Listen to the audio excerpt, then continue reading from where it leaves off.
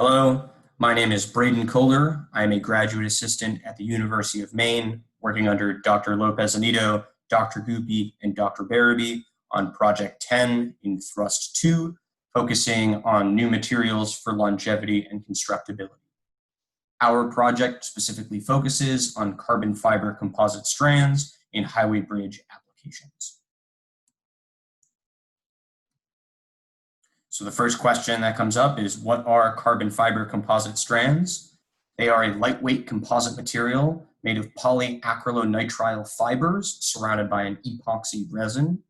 These cables have demonstrated both high tensile fatigue performance and a high tensile modulus, as well as high corrosion resistance, which will be discussed further in the presentation. This cutting-edge material has been on the cusp of widespread use in the infrastructure sphere, but certain questions still remain about its uses and durability. There have been a variety of stay cable bridges using the composite strands. We have also seen applications of these strands in both pre-stressing and post-tensioning applications, as well as use as bars, stirrups, and spirals for concrete reinforcement. Pictured here is a post-tension cable on the left and a series of pre-tension cables on the right to be used for deck reinforcement.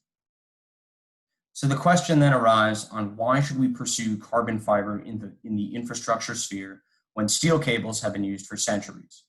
One of the biggest drawbacks of steel cables in bridge structures is their disposition to rupture due to corrosion. On the left here, we can see pictured are steel cables in the Shinmaya Bridge in Japan that have been corroded due to salt water from the ocean being sprayed onto the cables. And although the Maine summer has kept temperatures above 80 degrees, it's also important to remember the use of salting agents in the winter to clear ice off our roadways, which can cause corrosion of our steel cables in our bridges. Even when steel cables have been treated with anti-corrosive epoxy coatings, they still have been shown to rupture due to the penetration of salt contacting the steel. Carbon fiber, on the other hand, has demonstrated a much higher corrosion resistance compared to steel cables. Pictured here on the right is an infrared spectroscopy graph of carbon fiber cables that were installed in the Shinmaya Bridge to replace the corroded cables you've seen here on the left. After 29 years at the bridge, the IR graph illustrates that no new peaks have been formed in the cables, signifying their corrosion resistance. So it may seem as though carbon fiber strands should simply replace steel cables. However, the durability of this new material still needs to be determined before we make that transition.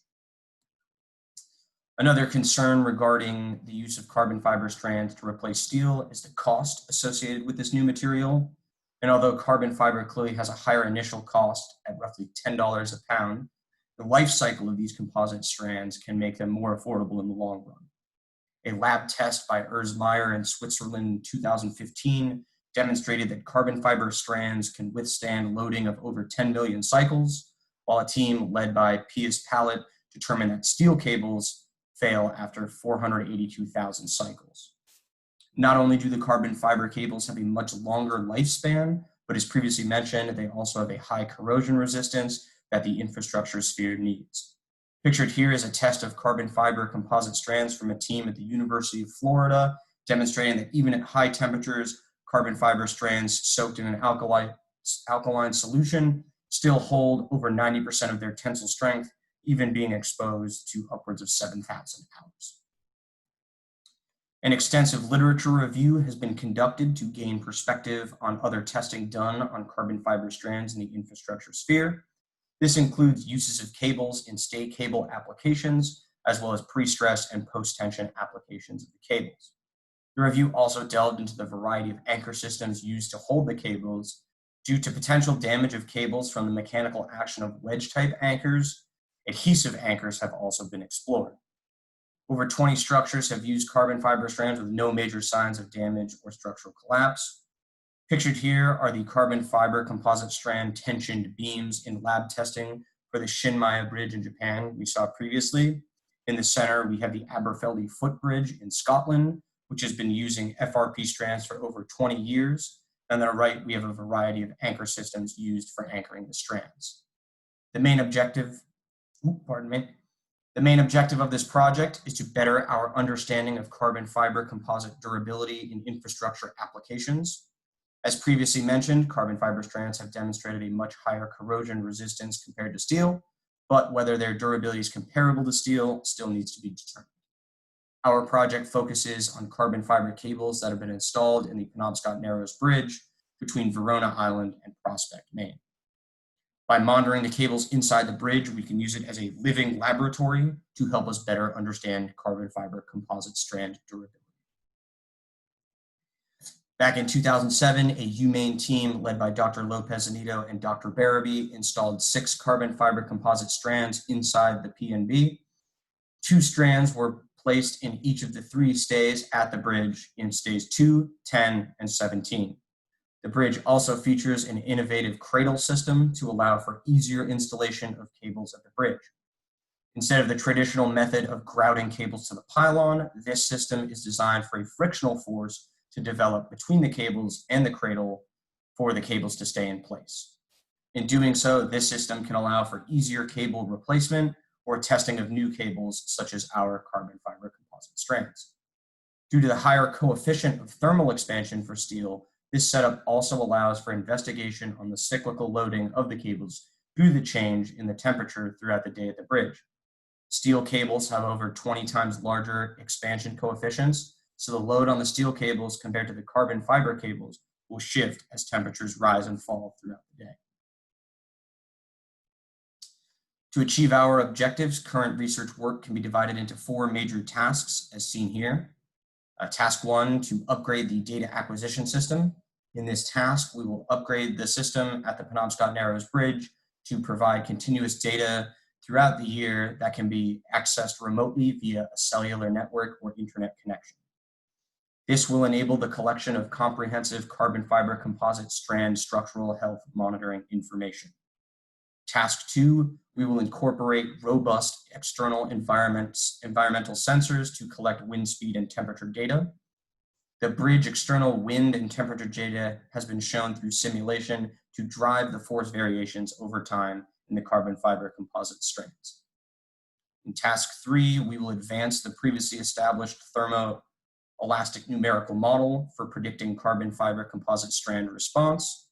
Improvements will include a more accurate treatment of adjacent steel strand thermoelastic behavior, as well as more sophisticated convection and conduction heat transfer models for driving the thermal induced forces of the various bridge strands. A more accurate model will yield a more precise benchmark for assessing the extent of carbon fiber composite strand creep or anchor slippage. And in task 4, we will use the continuous external environment and carbon fiber composite strand structural health data to carefully tune the improved numerical model for current conditions and then monitor the deviation between the model predictions and the carbon fiber strand forces in the future. The deviations between the linear thermoelastic model predictions and the recorded CFCs behavior will be used to quantify the extent of undesirable nonlinear behavior in the carbon fiber composite strand cables, as in either creep or anchor slippage or relaxation of the cables. With the 6 carbon fiber composite strands installed at the PNB, a suite of sensors were also installed to monitor the structural health of the cables. The load cells attached to each strand monitor the force on each cable. The fiber optic strain sensors pictured here on the left monitor the strain on each cable. The LVDT transducers measure the deflection of the chair pictured here on the right that the cables are housed in, and both internal and external temperature is measured at the site. In our thermoelastic model, the data from the load cells is used to compare the cable's performance with the model's prediction that is based on the external temperature measured at the bridge. As previously mentioned, the major outcomes of monitoring the cables allow us to see the daily changes in cable forces, as well as potential changes in cable performance, which can be attributed to either anchor slippage, creep, or relaxation in the cables. This constant monitoring of the cables also lends itself to potential detection of icing on the bridge stays. The Ohio DOT has done extensive research into using predictive algorithms based on the current weather and temperature at the stays to determine icing conditions. Our team has been working with the Maine DOT to use this data acquisition system in the future to similarly detect conditions of ice formation or ice shedding. Pictured here is an example of data collected using the structural health monitoring system that is currently in place at the bridge. Again, sensing includes the LVDT transducers to detect deflection of the chair, the load cells to determine the force on the cables, the fiber optic sensing sleeves to determine strain, as well as both internal and external temperature sensing. Again, the load cells are used in our model for the force on the cables, while the external temperature is used in the model to predict how the cables should perform. Our plan for installing a continuous remote data acquisition system inside the bridge breaks down into three major components. First, the strain gauges attached to each carbon fiber cable will be wired to the pylon base through the fiber optic sensing line and will connect to our DMI conditioning unit. Second, the weather data, such as external temperature and wind speed, will be transmitted wirelessly to our base station at the pylon. Lastly, the sensing suite that has already been installed at the P&V will transmit wirelessly from the stays to the pylon. We've previously tested other wireless systems to ensure that even the furthest stays can communicate with the pylon base. Here's a more detailed figure of the proposed wireless system. The two main additions needed at the bridge are the two different power supplies that need to be connected to the junction box at each stay. We've connected with the Maine DOT on collecting the data and storing it such that it can be easily accessible in the future. To improve our modeling of the cables, we will be installing a weather station at the bridge to monitor wind speed and external temperature. We've been investigating several types of stations, but the final model will depend on the communication requirements of the wireless data acquisition system. Pictured here are weather stations from Hobo, Davis Instruments, and Campbell Scientific. Our thermoelastic model is used as a predictive model to determine how the composite cables should perform in the absence of creep, relaxation, or anchor slippage. Each stay requires 4 models for the cable forces, 2 for each side of the bridge, labeled A or B, and 1 for each cable in the stay, labeled left or right. For both graphs pictured here, the data comes from stay 2 on the B side of the bridge and focuses on the carbon fiber cable on the left. As we can see in the model shown on the left, the temperature inside the bridge and the cables mirror the external temperature measured.